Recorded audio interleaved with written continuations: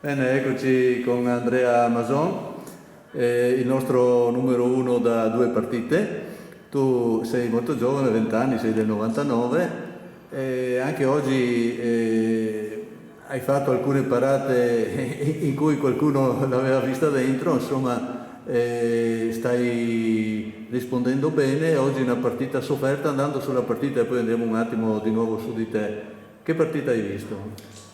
Ma abbiamo fatto una buona gara, un bel approccio, l'atteggiamento giusto, come domenica scorsa.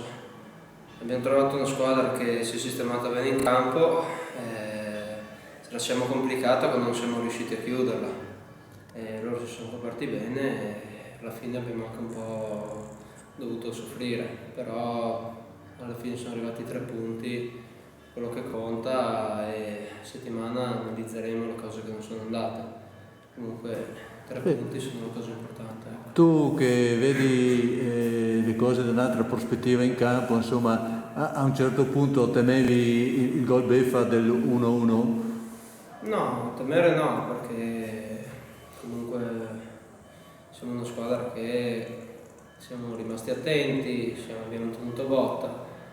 Poi un gol dell'1-1 si poteva anche prendere, però ripeto, ci siamo coperti bene, abbiamo saputo soffrire e non è arrivato. Lo nomino senza poi andare dentro nel dettaglio sulle azioni. Insomma, oggi l'arbitro qualcosa ha sbagliato, questo vi ha infastidito perché ha sbagliato sia da una parte all'altra? Ma ci sta anche l'errore dell'arbitro, ha sbagliato magari qualche chiamata da una parte all'altra, alla fine Sono compensate, insomma, gli errori. può capitare, ecco. Siamo comunque riusciti a restare con la testa sulla gara e sbaglia anche lui come sbagliamo noi in campo, ecco. Allora, oggi c'è stato l'aggancio in vetta a Porto Mansuè che ha pareggiato, e perciò insomma come soddisfazione penso siate tutti contenti. In spogliatoio avete festeggiato anche se fuori mi sembra aver visto un po' di musi lunghi, insomma forse quell'1-0 tirato qua insomma non vi ha fatto esplodere di gioia. Ma archiviando questa partita, 3 punti importantissimi, Portogallo sta viaggiando bene alla grande. Su di te, tu da dove provieni e che aspettative e che ambiente hai trovato? Ma ho trovato un ambiente che non posso dire che conoscessi già perché ho fatto il settore giovanile da piccolo, però è tutta un'altra cosa. Ho trovato un ambiente che ha grandi ispirazioni, che sa quello che vuole e che punta in alto. Poi è un ambiente anche che ti fa sentire a casa, perché avere tanti tifosi la domenica, avere tanti tifosi in curva che vengono a sostenerti vuol dire, fa anche la differenza. L'anno scorso dove giocavi? L'anno scorso ho giocato a Tamai.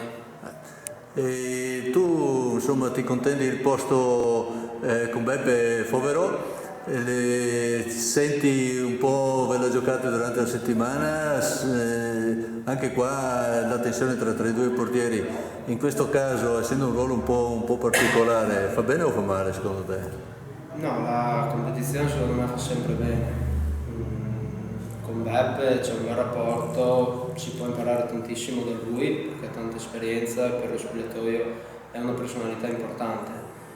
Siamo tanti in squadra, il mister deve fare delle scelte che riguardano anche magari la presenza di fuori quota in campo e quindi il mister deve fare delle scelte, possono riguardare anche noi portieri.